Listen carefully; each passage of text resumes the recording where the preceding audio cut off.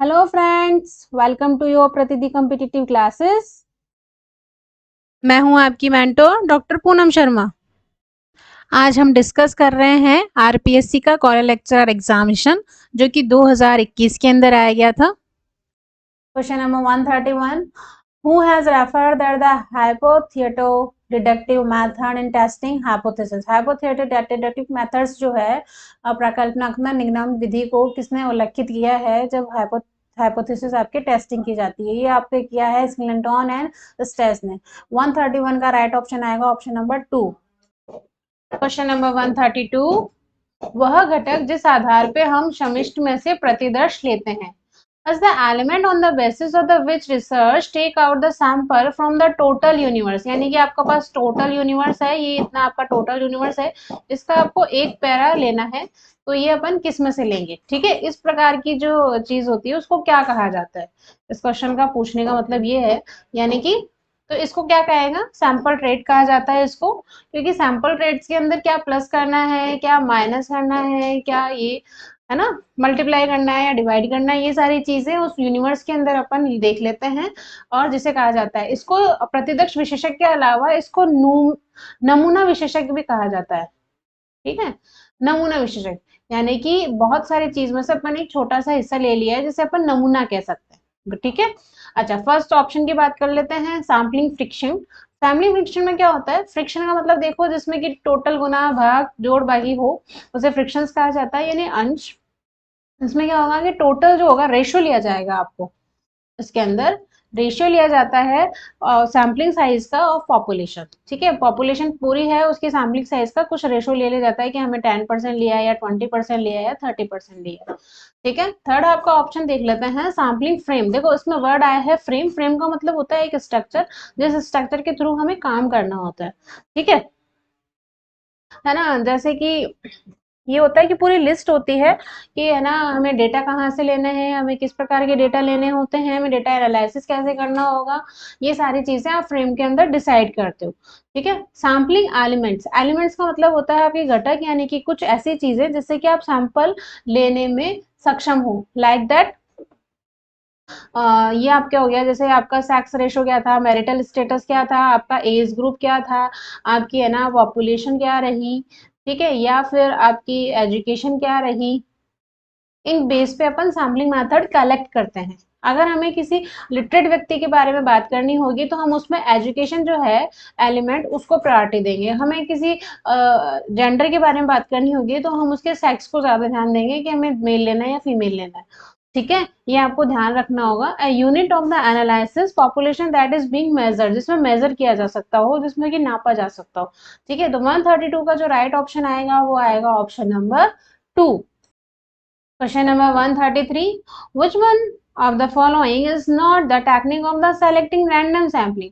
कि आप जब रैंडम सैम्पलिंग करते हैं, देय प्रतिशत करते हैं, जो टेक्निक है वो नहीं है, यानी कि सारी टेक्निक्स है उसमें से एक टेक्निक कौन सी नहीं है ये आपको बताना है।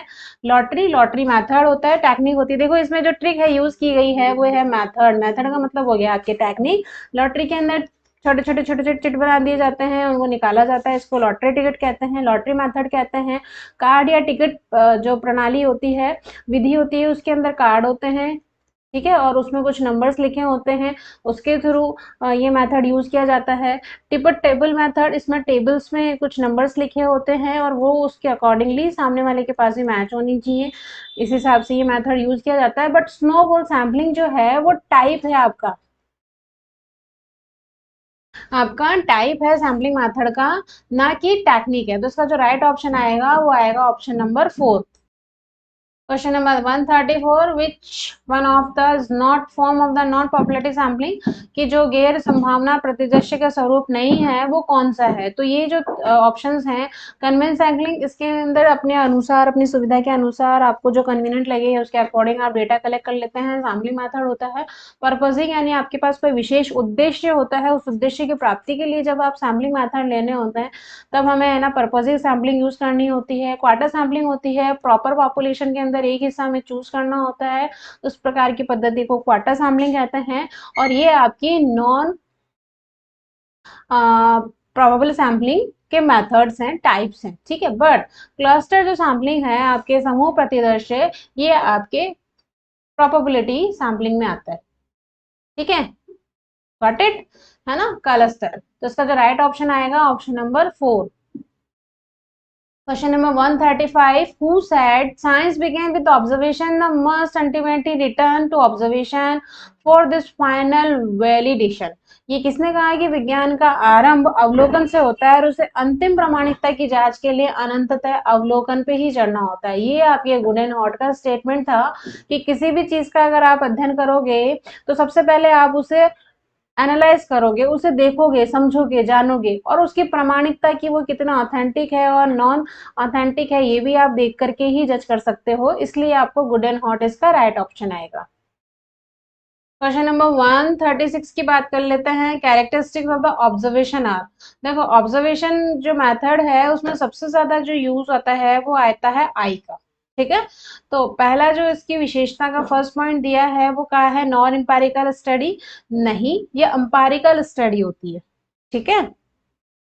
एम्पायरिकल यानी अनुभव के हिसाब से जो आप देखोगे उसे आपका मस्तिष्क, आपका ब्रेन उसे एक्सेप्ट करेगा, उसे जस्टिफाई करेगा और उसके बाद आपके अनुभव जुड़ते हुए चले जाएंगे। तो ये एम्पायरिकल स्टडी होती है, नॉन एम्पायरिकल स्टडी नहीं होती है। दूसरा आपका साइंटिफिक प्रिसिशन होता है इसके अंदर, बिल्कुल वैज्ञानिक तरीके से इसमें पूरी तरीके से अध्ययन किया जाता है। ये डायरेक्ट मेथड होता है।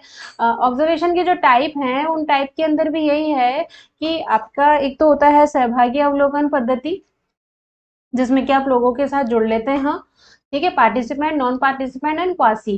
असहभागी अध्ययन पद्धति और अर्ध सहभागी अध्ययन पद्धति यानी डायरेक्ट पद्धति होती है। और नेक्स्ट आपके जो आ रहा है डी ऑप्शन, वो आ रहा है इम्पार्टिलिटी, यानी कि ये निष्पक्ष पद्धति होती है जब हम अवलोकन कर रहे होते हैं, क्योंकि ये हमारी आंखों पे ट्रस्ट होता है, हम आंखों के थ्रू अवलोकन कर रहे होते हैं। तो इसका जो राइट ऑप्शन आएगा वो आएगा option number B. Question number 137. Which technique of the data collection imply the use of the eye rather than the ear and the voice? देखो इसमें क्या हो रहा है, यूज ऑफ द आईज। पहले वाले क्वेश्चन में मैंने कहा है जिसमें आई का यूज होता है वो अवलोकन पद्धति होती है, तो इसका जो राइट ऑप्शन आ रहा है ऑप्शन नंबर 1 अवलोकन। Question number 138. Who describe the interview as a conversation and the with the purpose? ये किसने कहा है, साक्षात्कार को उद्देश्यपूर्ण वार्तालाप किसने कहा है? इसका जो राइट ऑप्शन आएगा वो आएगा विंगम एंड मूरे। क्वेश्चन नंबर 139 देखते हैं। According to Black and Champion the relationship between the interviewer and the respondent, Black and Champion क्या बता रहे हैं कि जो इंटरव्यूअर है, जो रेस्पोंडेंट है, उनके बीच की रिलेशनशिप कैसी होगी। तो पहला इसका जो ऑप्शन आ रहा है वो ट्रांसरेटिव यानी कि अस्थायी होती है। दूसरी परमानेंट, देखो परमानेंट नहीं होता है कभी भी। इंटरव्यू लेने वाला क्या होगा, इंटरव्यू लेगा, रेस्पोंडेंट आंसर देगा एंड चला जाएगा, वो परमानेंट नहीं होता है, यानी कि ये अस्थायी होता है, ठीक है, परमानेंसी नहीं होती इसके अंदर। सी आपका ऑप्शन आ रहा है one is the which participant are familiar, familiar नहीं होते हैं, फैमिलियर होगा तो इंटरव्यू लेने की जरूरत ही क्या पड़ेगी, इसलिए ये ऑप्शन भी नहीं होगा। एंड नेक्स्ट आपका ऑप्शन आ रहा है one of the which participant are strangers, यानी कि ये अजनबी होते हैं, अजनबी के साथ इंटरव्यू लिया जाता है। अगर हमने कोई कंपनी है और कंपनी में हमें एम्प्लॉय हायर करने हैं तो हम अजनबियों को ही तो कहेंगे, फैमिलियर को तो हम डायरेक्टली पोस्ट दे देंगे। तो इसका जो राइट ऑप्शन आएगा वो आएगा ऑप्शन नंबर ए, जिसमें ऑप्शन है ए और D. Question number 140. Social scientists have used formal, controlled and dialect terminology for, कि जो समाज वैज्ञानिक हैं वो जो ये वर्ड यूज करते हैं कि फॉर्मल है, कंट्रोल्ड है और डायलेक्ट टर्मिनोलॉजी है, ये किस में यूज करते हैं। तो सबसे पहला जो आया है वो आया है अनस्ट्रक्चर इंटरव्यू। अनस्ट्रक्चर इंटरव्यू क्या होता है कि इंटरव्यू के लिए सडन हम आमने सामने बैठ जाया करते हैं और हमारे पास कोई लिस्ट नहीं होती जिसमें हमें क्वेश्चंस पूछने होते हैं, ऑन द स्पॉट हम क्वेश्चंस क्रिएट करके पूछते हैं और उसी के अकॉर्डिंगली हमें आंसर मिलते हैं, ठीक है। यान आपका अनस्ट्रक्चर होता है, यानी कि कंट्रोल नहीं होता, किसी के भी कंट्रोल में नहीं होता है, ठीक है, इसलिए ये नहीं होगा। दूसरा आपका आ रहा है सेमी स्ट्रक्चर इंटरव्यू। अर्ध संरचित साक्षात्कार, अर्ध संरचित साक्षात्कार में क्या होगा कि थोड़ा सा तो अनस्ट्रक्चर्ड होगा, थोड़ा सा स्ट्रक्चर्ड होगा, ठीक है। तो अनस्ट्रक्चर्ड हो गया जिसके अंदर कंट्रोल नहीं है, इसलिए ये भी नहीं हो पाएगा। नेक्स्ट आपका आ रहा है फोकस इंटरव्यू, ठीक है। फोकस, केंद्रीय साक्षात्कार की अवधारणा किसने दी थी बताओ, केंद्रीय साक्षात्कार की अवधारणा दी थी आपके आर के मार्टन ने, ठीक है। और इसके अंदर जो होता है सबसे ज्यादा वो होता है आपका एज ग्रुप मैच किया जाता है कि आप उसी एज ग्रुप के हैं, जैसे कि 20 to 25 एज ग्रुप के लोगों का ही केंद्रीय साक्षात्कार होता है, बट ये डायरेक्टली नहीं होता है, ठीक है। तो इसका जो राइट ऑप्शन आएगा ऑप्शन नंबर 4 स्ट्रक्चर इंटरव्यू, क्योंकि स्ट्रक्चर इंटरव्यू के अंदर हमारे पास एक क्वेश्चनियर होती है जिसको देख करके हमें आंसर्स क्वेश्चंस पूछने होते हैं हमारे रेस्पोंडेंट से। हमें रेस्पोंडेंट की हमारे पास लिस्ट होती है, ये कितने रेस्पोंडेंट होंगे ये हमारे, ठीक है। और ये डायरेक्ट टर्मिनोलॉजी वर्ड यूज किया जाता है। तो 140 का राइट ऑप्शन आएगा ऑप्शन नंबर 4।